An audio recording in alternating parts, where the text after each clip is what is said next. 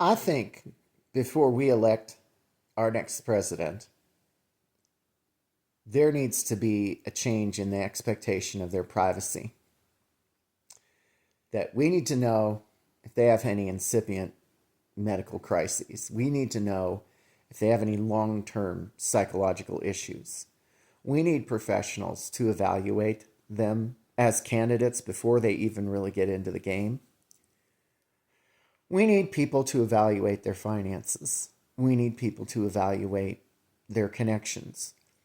We need to know that we can trust the person and that that person isn't in terrible shape and isn't getting ready to have some sort of collapse and isn't hasn't got some sort of condition that ends with path, that would impact their ability to be trusted. Because honestly, we have had some really catastrophically bad people in this office. And I was alive during Reagan. It was commonly known that the guy was not all the way there. And Biden, I think I was okay with how Biden was going. There were a lot of things wrong with that could be tied to not being entirely there. Maybe he shouldn't have been running.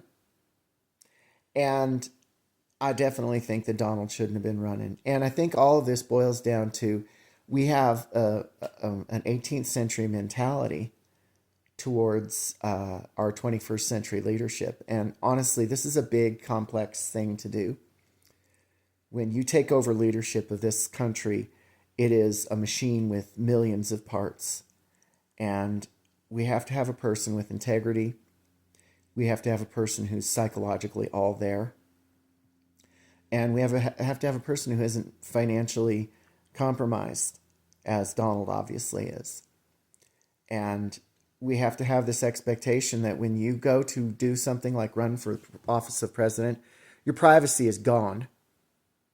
You are an open book to us, or we do not want you in that job.